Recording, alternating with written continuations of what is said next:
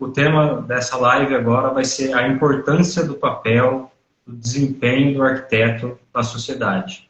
Bom, o primeiro tema, que eu vou soltar aqui agora para todo mundo, vai ser explorando a formação acadêmica como arquiteto. O Eduardo, que já é professor já há 40 anos, provavelmente, de arquitetura, ele tem uma experiência aí maravilhosa para falar sobre o conteúdo. E vamos aí entrar com o primeiro tema, explorando a formação acadêmica de arquitetura. E engenharia também, né? Da área, né? Digamos, da área. Bom,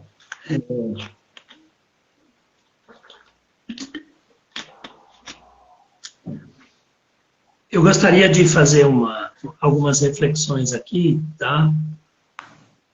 Com todos vocês, tentando apontar alguns momentos importantes dessa reflexão. Primeiro, assim, quando se coloca qual a importância do arquiteto para a sociedade, é importante analisar e fatiar um pouco essa pergunta, né? Em primeiro lugar, a palavra importância, né? Importância, o que significa isso em termos versus atuação profissional, né? Então, é importante fazer essa primeira reflexão. Atuação profissional importante, né?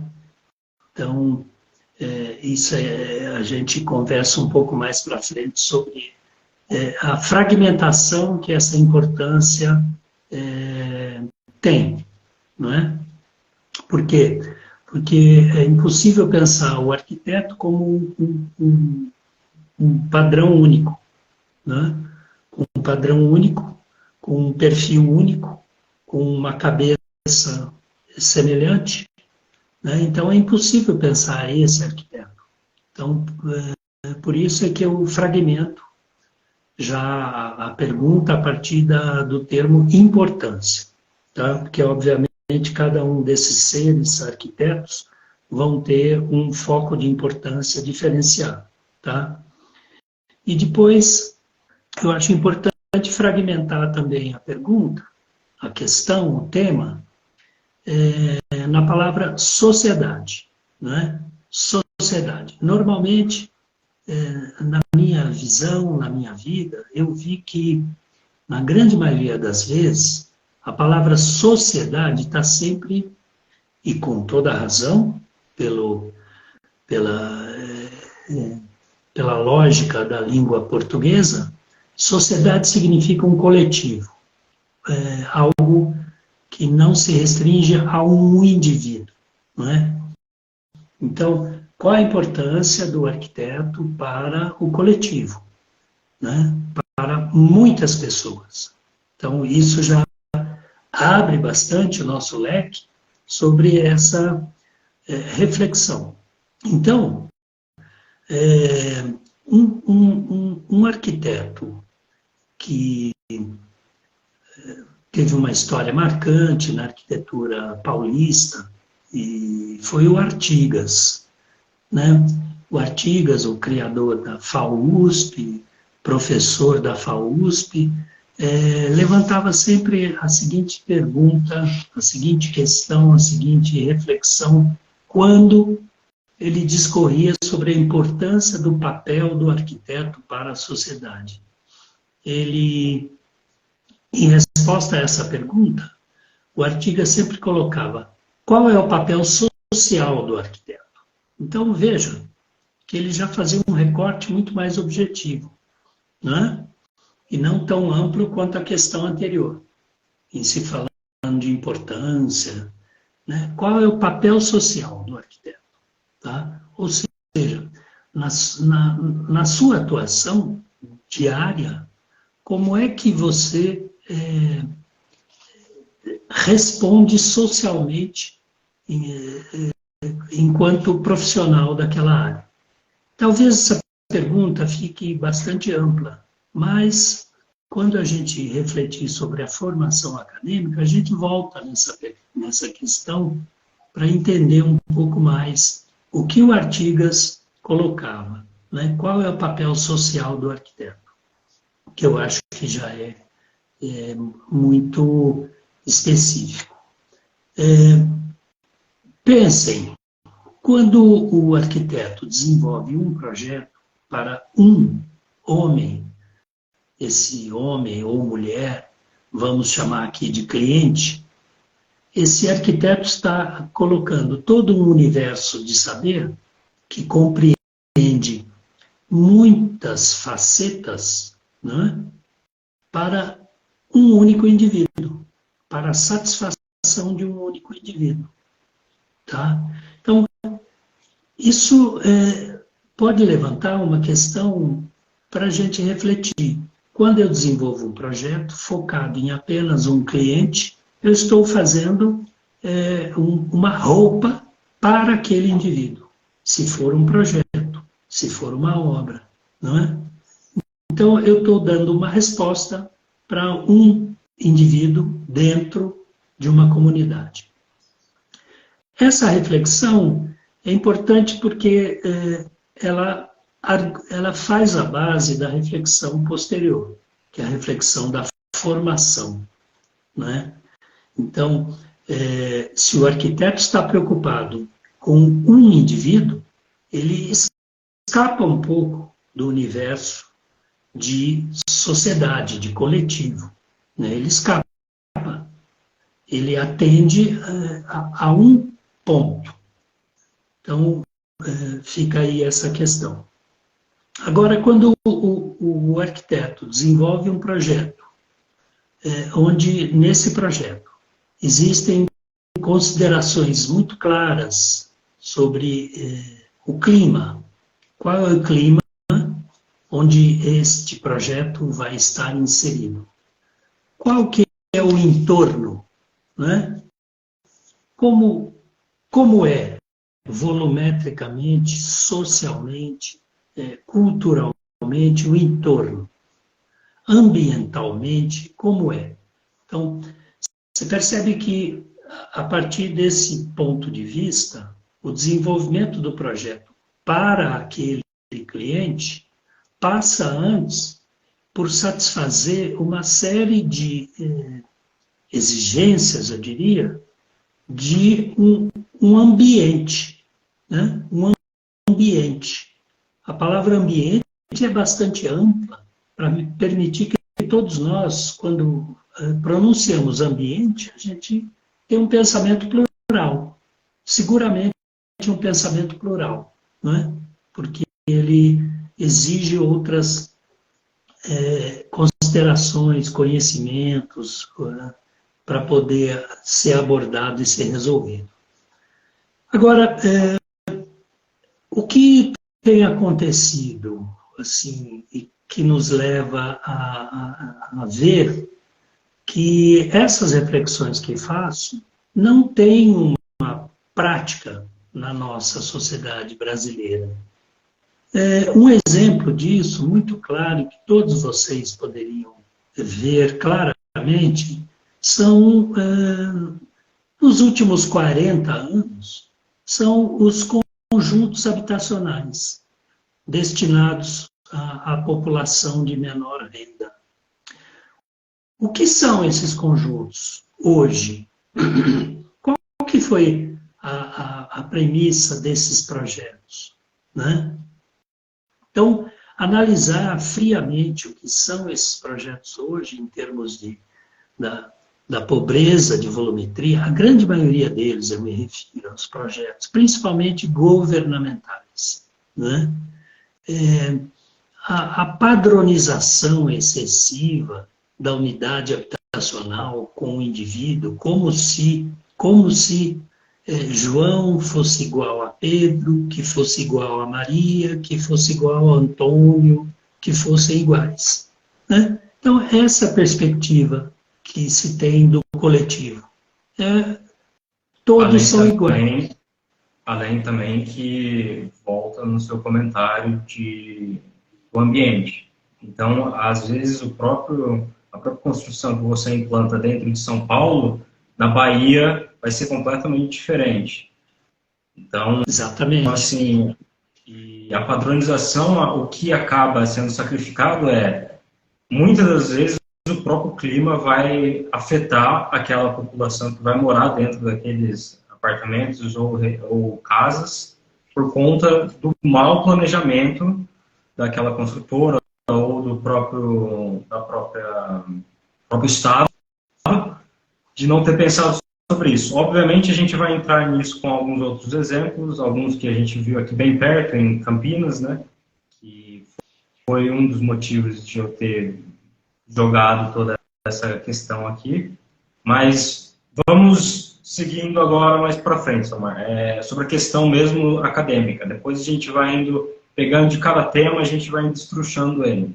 Não, mas espera aí, então, deixa eu só fazer uma conclusão, porque o meu raciocínio aqui está em função de chegar na discussão acadêmica, né? Então, quando eu levanto a questão de observem os conjuntos habitacionais como uma demonstração do mau projeto, né? Como uma demonstração de que não houve um arquiteto preocupado com a sociedade no desenvolvimento dessa proposta. Então, é como que um exemplo. Agora, a questão acadêmica, né, que está por trás de tudo isso. Questão acadêmica. Se você fizer uma reflexão rápida, você vai pensar que numa escola de arquitetura, num curso de arquitetura, né, o que você encontra? Você encontra a possibilidade de desenvolver projetos de residências, projetos de comércio, projetos de paisagismo, projetos de design de interiores, projetos de restauro, projetos de urbanismo. Vejam, uma infinidade de temas, todos muito e grandemente complexos. Então, a formação acadêmica passa por todos esses temas e sem um necessário aprofundamento de cada tema desse. Passa por temas apenas para cumprir um plano metodológico acadêmico. Então, a questão é como formar a cabeça de um arquiteto, né? Passeando por todas essas temáticas igualmente complexas, todas elas, né?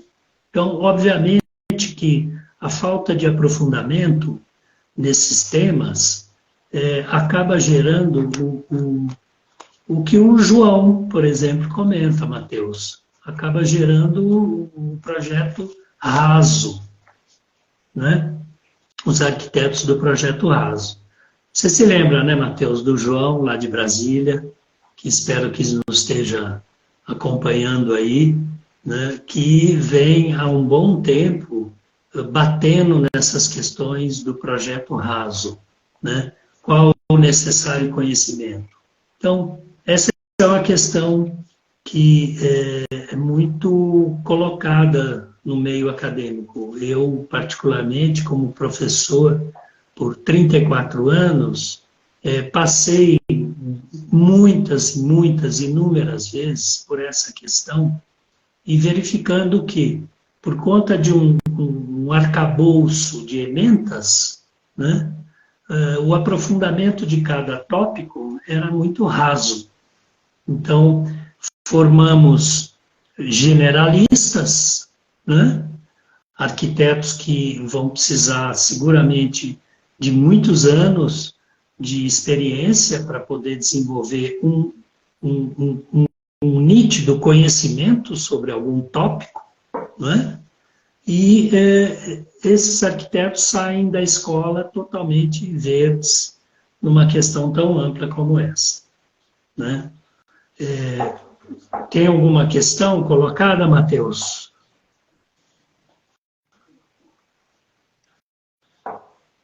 Só um minuto. Tá funcionando agora? Tá. O áudio está funcionando? Tá funcionando? Sim, tá perfeito.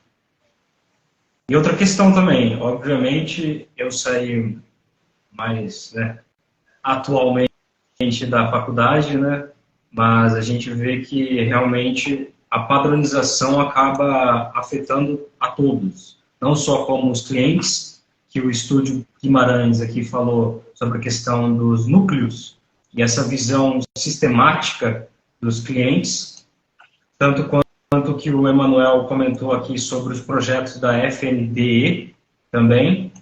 Então, assim, o meio influencia o arquiteto. Infelizmente, a pessoa pode ser a pessoa mais criativa e que tem todos os questionamentos dentro da academia, da academia, e quando ela sai, ela entra numa realidade completamente diferente e, como você comentou, ela às vezes demora anos para que ela perceba que ela tem que tirar essas roupas que está cada vez mais pesando ela, e às vezes esses padrões, que é como o João comenta sobre os projetos rasos, para ela viram uma realidade. E é difícil sair dessa realidade. Sim, veja, qual que é o resultado? Quais os resultados que nós hoje podemos encontrar e ver claramente, né? A que me refiro? Eu me refiro aos arquitetos que saem e que caem no mercado, né? Na necessidade de complementar a sua ideia, o seu projeto, de uma maneira o mais densa possível, ou seja, de uma maneira o mais complexa, ou demonstrando que pensou em todos os itens do projeto, né? Esse arquiteto acaba buscando uma caneta para poder dar conta de dar respostas a uma gama enorme de questões que envolvem a construção da arquitetura. Qual caneta que o arquiteto busca? O computador. Busca a renderização.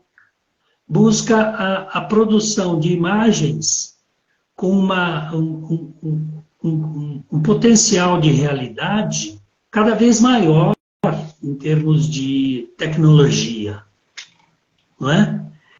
E essa é o grande campo de conhecimento que os arquitetos, principalmente recém-formados, né, acabam encontrando. São programas que permitem que o arquiteto desenhe uma planta baixa e o programa levanta o corte para ele. E o programa desenha o telhado, o programa desenha a tesoura, não é?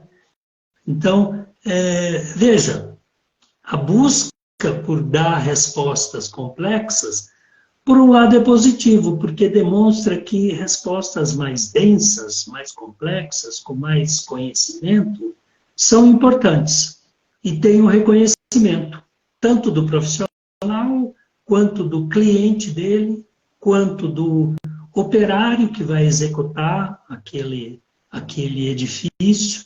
Então, em primeiro ponto, a gente percebe que é importante, que todos eles consideram que a densidade dos projetos é algo importante. Agora, a maneira como esses arquitetos vão buscar solucionar essa importância, essa densidade de conhecimento, está no conhecimento de programas de desenho, né? Haja vista programas como o BIM, né, que fazem um consórcio de todas as informações de hidráulica, elétrica, estrutura, paredes, enfim, fazem um mix para o arquiteto, uma vez que o arquiteto não teria essa condição de conhecimento para ele no desenvolver do projeto, apontar todas essas soluções. Então, não sendo contra a tecnologia, e a tecnologia que veio com o AutoCAD, que veio com o Revit, que veio com programas BIM, não refutando de maneira nenhuma, mas apenas enxergando claramente como é que existem esses dois pontos hoje na questão do projeto, na questão do desenvolver um projeto que é importante para o entorno, para o cliente, um projeto que responde ao clima, que responde à estética, que responde à segurança, que dá várias respostas. É a isso que me refiro de projeto mais denso, com mais conhecimento. Então, nós temos, assim, esse panorama. O arquiteto sai da universidade, da faculdade, da escola, e vai fazer programas de desenho. Vai estudar, vai fazer cursos de desenho para aplicar esses desenhos nas suas produções, né? Porque esses desenhos são um auxílio que esse próprio arquiteto reconhece que é necessário e é importante para a sociedade, para o cliente, para todos os que recebem o nosso trabalho. Bom, são alguns temas que eu deixo, né? E especificamente nas questões de qual o papel social do arquiteto e na dificuldade que o arquiteto encontra para dar uma resposta muito ampla, que envolve muito conhecimento, para inúmeras temáticas da profissão dele. Tá? Então, isso nos levaria a um outro patamar de perguntas e questões, viu, Matheus? A um patamar da questão do trabalho em equipe, por exemplo, né? A importância disso, como isso funciona, como é que o arquiteto entende e respeita o operário que vai fazer o desenho dele ficar em pé, né? Então, como é que o arquiteto desenha para o canteiro de obras, tá?